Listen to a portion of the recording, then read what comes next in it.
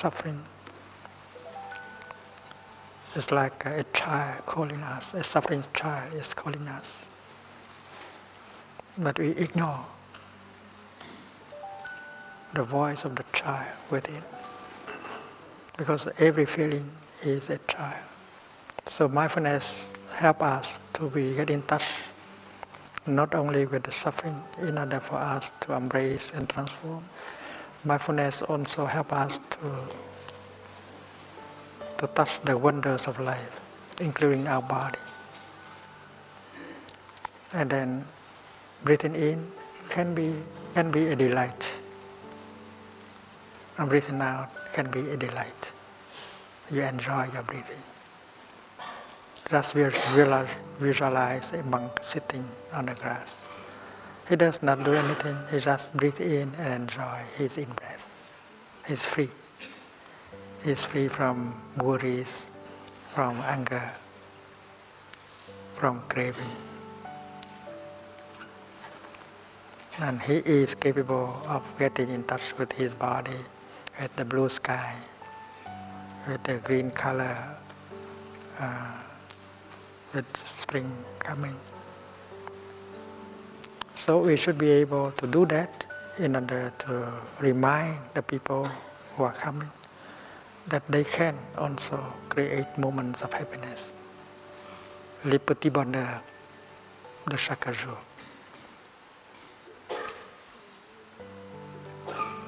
Learn how to enjoy, learn how to savor the little happinesses in our daily life, and that is possible.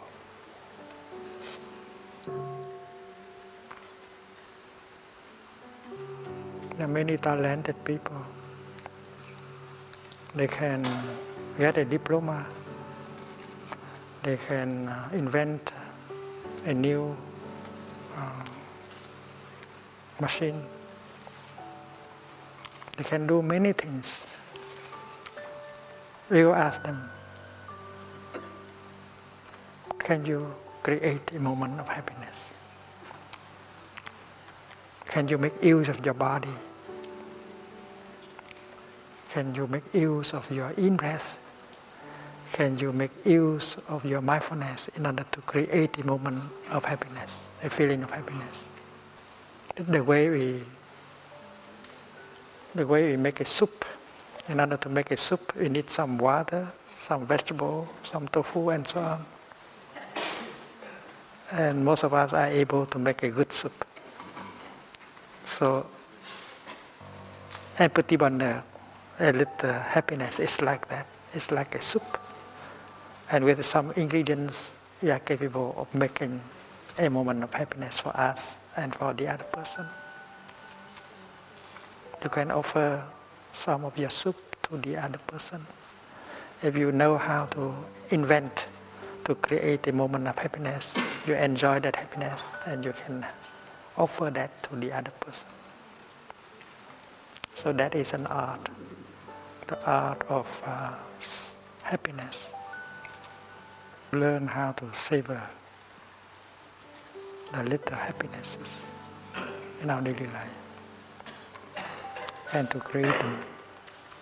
And we know how to stop the non-stop thinking radio and ST in order to do so. If you allow the radio inside to continue, and then you cannot do anything. Because there is always that mental discourse going on day and night in your head. You think of the past, you invoke the past, you are afraid of the future, and the thinking goes on. And it takes away all space in you. You have no time to live your life. So it's very important to stop the radio inside, the non-stop and ST, non-stop thinking. Because that is the practice of rumination. we eat and we chew again and again our suffering, our worries, and that's not good for your health. So we should be able to help them to not to continue to eat their own consciousness. That is about the fourth nutriment, consciousness as food. In our consciousness there are suffering, regret, sorrow, and we have the habit of bringing them up again from the depth of our consciousness and chew and eat them again and again and again. That is not healthy, a healthy kind of food. So stopping the mental discourse is very important in the practice.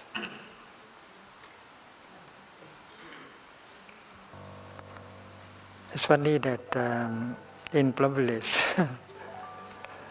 not only we don't drink alcohol, eat meat, but we are advised not to talk and not to think.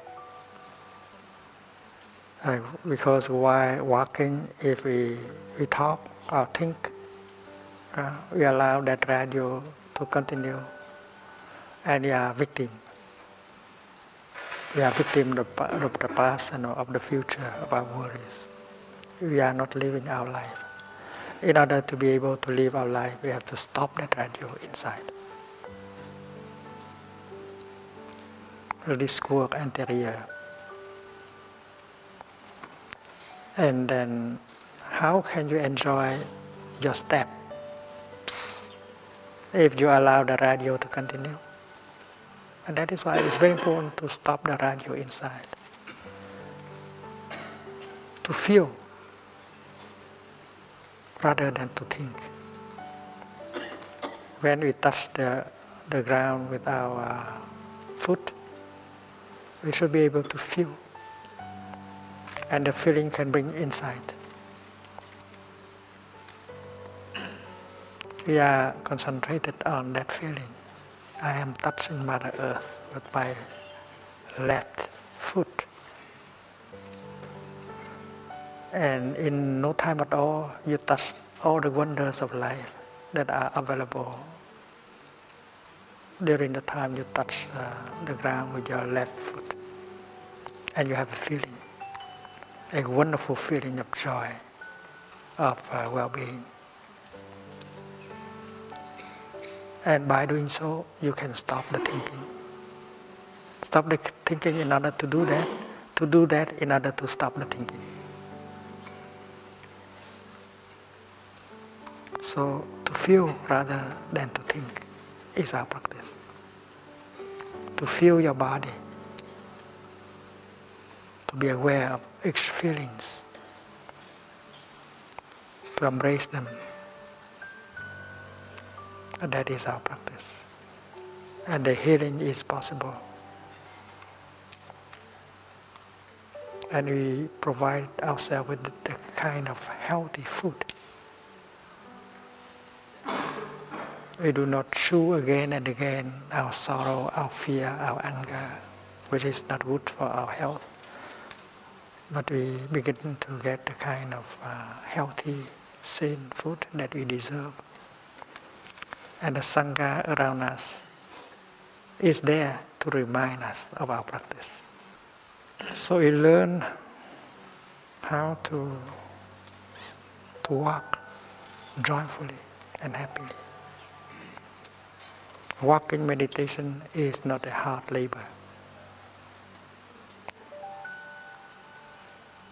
It's not a duty that we have to perform. That is an opportunity to create moments of happiness. That is a good opportunity to create moments of happiness and to heal. Walking meditation. Whether you walk with the Sangha or you walk alone. Walking with the Sangha, you inherit, you profit from the collective energy of the Sangha. And walking alone, you radiate the energy of peace and mindfulness, and you remind people to walk like you. And any moment of practice can heal and to help heal other people. Not only to heal yourself, but to help heal other people. It's very pleasant to see a brother or a sister walking mindfully and happily on the campus. That is very nourishing and healing. So whether you walk with the Sangha or you walk alone, your steps are very important for us. And the people who come to us, when they see us walking like that, they have faith in the practice, in the Dharma. When we have lunch, when we eat, there must be a way of eating in order for every moment of the meal can be healing, can be nourishing. We do not only get the nutriment from the food, but from the Sangha. Because together, sitting together and eating, we generate the energy of mindfulness, collective energy of mindfulness and brotherhood. And that is very healthy. That is very healing. So eating like that, you stop the thinking. And you become aware of members of the Sangha around you.